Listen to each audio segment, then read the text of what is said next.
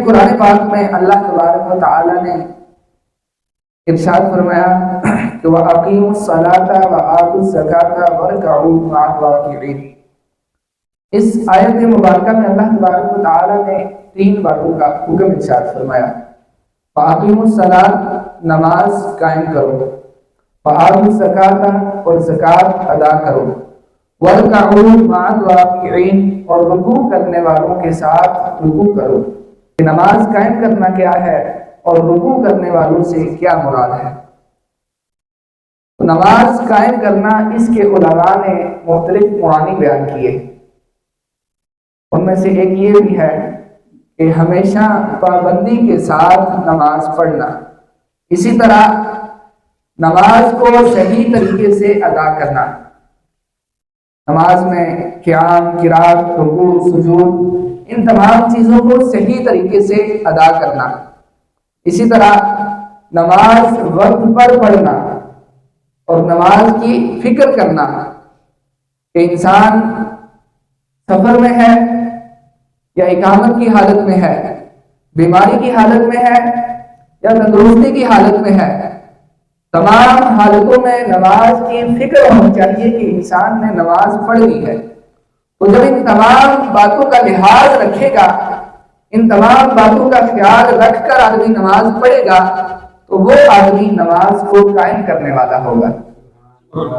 ایک ہے نا صرف نماز پڑھ لی، ایک نماز پڑھی دوسری نماز کا پتہ ہی نہیں ہے، دوسری نماز پڑھ لی تیسری نماز کا پتہ ہی نہیں ہے، یا پھر نماز پڑھ تو رہا ہے لیکن اسے نماز صحیح کیسے پڑھی جاتی ہے کبھی کسی سے سیکھا ہی نہیں ہے، کبھی کسی کو اپنی نماز سنائی ہی نہیں، کسی سے نماز کے مسائل پوچھے ہی نہیں، اور پھر نماز سیکھ کر بھی پڑھ رہا ہے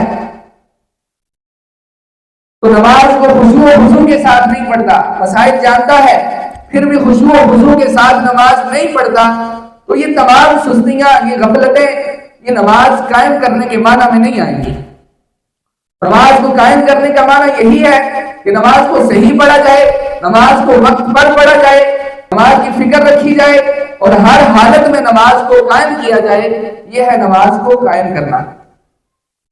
تو آج ہمارے معاشرے میں بے چینی، پریشانیاں، غم، مشکلات یہ بڑھتے جا رہے ہیں، اور ایک انسان ہے کہ اپنی پریشانی کا حل نکالنے کے لیے طرح طرح کے حربے تو آزما لیتا ہے، لیکن جس رب نے اس پریشانی کو دور کرنا ہے اس رب کی بارگاہ کی طرف نہیں لوٹتا۔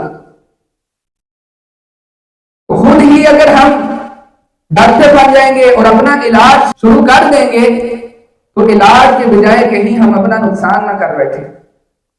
دیکھیے کہ جیسے انسان بیمار ہوتا ہے تو ڈاکٹر کے پاس جاتا ہے، خود علاج نہیں کرتا، کیوں؟ کہ اسے خود نہیں پتا کہ اس چیز کا کیا علاج ہے، ڈاکٹر کے پاس جاتا ہے اور پھر ڈاکٹر نے جو دوائی دے دی اس پر یقین کر کے اس کو کھائے گا۔ لیکن اس طرف آ جائیں تو پریشانیاں آ گئی ہے، مشکلیں آ گئی ہیں، مصیبتیں آ گئی ہیں تو انسان خود بے بس ہو کر ادھر ادھر ہاتھ پاؤں مارنے شروع کر دیتا ہے، لیکن اس اللہ پر یقین رکھ کے اس کی بارگاہ میں نہیں آتا۔ تو یہ انسان کی بہت بڑی بھول ہے کہ انسان غفلت میں پڑا ہوا ہے۔ تو اس سے یہ بھی اندازہ ہو جاتا ہے کہ کیا ہم حقیقی مومن ہیں یا صرف وراثتی مومن رہ گئے ہیں۔ ایک حقیقی مومن تو وہ ہے کہ جسے اللہ پر یقین کامل ہو۔ اللہ تبارک و تعالی نے ہی تو قرآن میں ارشاد فرمایا یا ایھا الذین آمنوا استعینوا بالصبر والصلاۃ، کہ اے ایمان والو صبر اور نماز سے مدد طلب کرو، ان اللہ مع الصابرین، بے شک اللہ صبر کرنے والوں کے ساتھ ہے۔ تو دیکھیے کہ اللہ تبارک و تعالی کہاں سے مدد طلب کرنے کا حکم دے رہا ہے، اور انسان ہے کہ اس رستے کو چھوڑ کر ایسے رستے کی طرف جا رہا ہے جس کی کوئی حقیقت نہیں ہے۔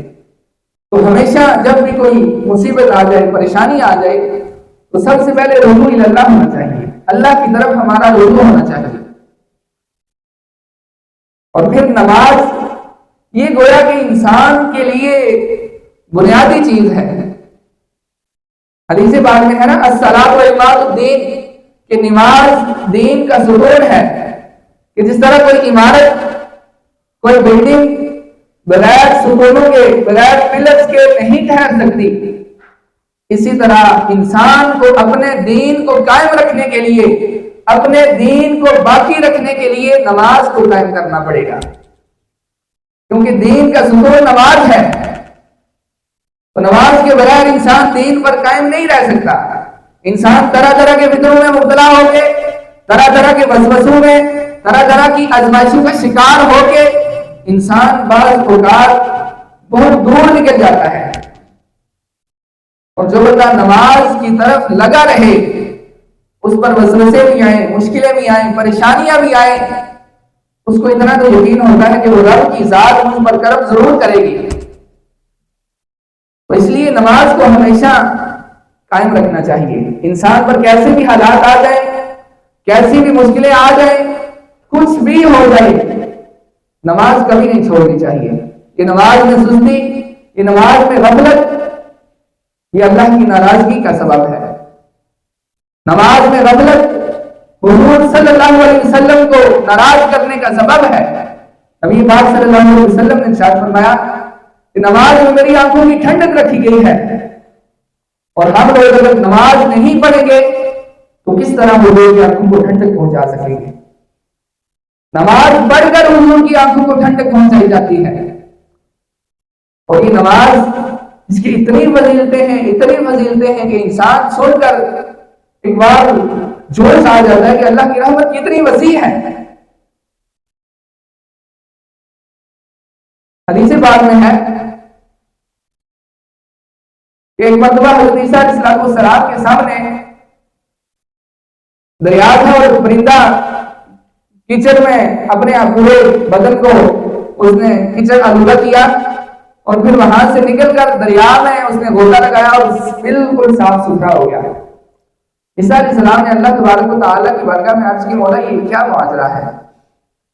اللہ تبارک و تعالیٰ نے فرمایا کہ عیسیٰ، یہ امت محمدیہ کے لوگوں کی مثال ہے کہ امت محمدیہ کے لوگ اپنے آپ کو گناہوں میں شرعبور کر کے، گناہوں میں لتھڑے ہوئے، جب آ کر اللہ کی بارگاہ میں نماز پڑھیں گے تو وہ ایسے ہی گناہوں سے پاک ہو جائیں گے۔ سبحان اللہ، کتنی بڑی فضیلت ہے۔ اللہ کی رحمت دیکھیے کہ گناہوں میں ڈوبا ہوا آدمی جب آ کر اللہ کی بارگاہ میں جھک گیا تو وہ گناہوں سے پاک ہو جاتا ہے۔ یہ اللہ کی رحمت ہے۔ اور اسی طرح نماز کے فضائل میں آئے تو جس شخص نے فجر کی نماز باجماعت ادا کی، اللہ تبارک و تعالیٰ اس کو پوری رات عبادت کرنے کا ثواب عطا فرماتا ہے۔ تو دیکھیے نا، یہ بھی اللہ کی رحمت ہے کہ صرف فجر کی نماز جماعت کے ساتھ پڑھ رہا ہے، ثواب پوری رات عبادت کا مل رہا ہے۔ اور پھر روایات میں آتا ہے کہ جس نے ظہر کی نماز باجماعت ادا کی، اللہ تبارک و تعالی جنت الفردوس میں اس کے لیے 50 درجے عطا فرمائے گا۔ سبحان اللہ۔ جس نے عصر کی نماز باجماعت ادا کی، اس کے لیے اولاد اسماعیل سے 8 غلام آزاد کرنے کا ثواب ہے۔ سبحان اللہ۔ اور مغرب کی نماز کی فضیلت اتنی زیادہ، سنیے ذرا، کہ جس نے مغرب کی نماز جماعت کے ساتھ ادا کی، اسے قبول حج اور قبول عمرے کا ثواب ملے گا۔ اور جس نے عشاء کی نماز جماعت کے ساتھ ادا کی، اس کے لیے آدھی رات عبادت کرنے کے برابر ثواب ہے۔ اور ایک روایت میں آتا ہے کہ جس نے عشاء کی نماز جماعت کے ساتھ ادا کی، اسے لیلۃ القدر کی رات میں جو عبادت کی فضیلت ہے وہ فضیلت حاصل ہو جائے گی۔ سبحان اللہ۔ اور لیلۃ القدر کی رات کوئی عام رات نہیں ہے، بلکہ وہ ایک رات 1000 مہینوں کے برابر ہے۔ لیلۃ القدر خیر من 1000 شہر، کہ لیلۃ القدر یہ 1000 مہینوں سے بہتر ہے۔ تو دیکھیے کہ 5 نمازیں جو آدمی جماعت کے ساتھ پڑھتا ہے اسے کتنی زیادہ فضیلت حاصل ہوتی ہے۔ تو نماز میں سستی، غفلت کر لینا، یہ انسان وقتی تو اپنے دل کو آسرا دے لیتا ہے کہ خیر ہے کوئی بات نہیں، لیکن قبر میں جا کر انسان حساب نہیں دے سکے گا۔ وہ قبر کا معاملہ بڑا سخت معاملہ ہے۔ اور پھر مزید نماز کے فضائل سنیے کہ قیامت کے دن فجر کی سنتوں کا ثواب جب نمازی کو دیا جائے گا تو اس سے اسے اتنی خوشی ہوگی جو اس کے لیے دنیا و ما فیہا سے بہتر ہوگی۔ صرف فجر کی 2 سنتوں کا ثواب جب آدمی کو ملے گا تو اتنی زیادہ خوشی ہوگی کہ دنیا ساری اسے مل جائے پھر بھی اتنی خوشی نہیں ہوگی۔ سنتوں کا یہ ثواب ہے تو فرضوں کا کیا ثواب ہوگا؟ اور پھر روایات میں آتا ہے کہ حشر کے میدان میں جب لوگ افراتفری سے ہوں گے تو وہ لوگ جس کا دل مسجد میں لگا رہے وہ لوگ عرش کے سائے میں سکون سے کھڑے ہوں گے۔ سبحان اللہ۔ ان تمام روایات سے نماز کی اہمیت، جماعت کی اہمیت، مسجد کی اہمیت یہ واضح ہوتی ہے کہ نماز کو ہمیشہ پابندی کے ساتھ پڑھنا چاہیے اور اپنے دل کو مسجد سے لگا لینا چاہیے، اور جماعت کے ساتھ نماز پڑھنا یہ گویا کہ مرد پر، عاقل بالغ پر جماعت کے ساتھ نماز پڑھنا یہ واجب ہے کہ جان بوجھ کر جماعت چھوڑے گا تو گناہگار ہوگا۔ روایات میں آتا ہے کہ نبی پاک علیہ السلام اس بات سے اتنی نفرت کیا کرتے تھے، آپ بتاتے ہیں کہ میرا دل کرتا ہے کہ میں صحابہ کو حضرت کو نماز پڑھائے اور جو لوگ نماز میں جماعت میں شریک نہیں ہوئے، نہیں پہنچے، میں ان کے گھروں کو آگ لگا دوں۔ اتنا حضور علیہ السلام جو جماعت میں سستی کرتے تھے ان سے نفرت کرتے تھے۔ اور اسی طرح ایک روایت صحیح بخاری کی یہ بھی ہے، نبی پاک علیہ السلام فرماتے ہیں کہ میرے پاس رات کو 2 آدمی یعنی جبرائیل علیہ السلام اور میکائیل علیہ السلام تشریف لائے اور مجھے عرش مقدس میں لے گئے۔ وہاں پر میں نے دیکھا کہ ایک آدمی ہے، اس کے سر کو کچلا جا رہا ہے اور ہر بار کچلنے کے بعد اس کا سر دوبارہ ٹھیک ہو جاتا ہے۔ اور میں نے ان سے پوچھا کہ یہ کون شخص ہے، تو انہوں نے مجھے اور بہت سارے عذابات کے مناظر دکھائے، تو دکھانے کے بعد کہا کہ پہلا شخص جو آپ نے دیکھا کہ جس کے سر کو کچلا جا رہا تھا یہ وہ شخص ہے کہ جو نمازوں کو قضا کر کے پڑھتا تھا۔ تو نماز کو قضا کرنے کا اتنا سخت عذاب ہے تو جو آدمی سرے سے نماز پڑھتا ہی نہ ہو اس کا کیا حال ہوگا۔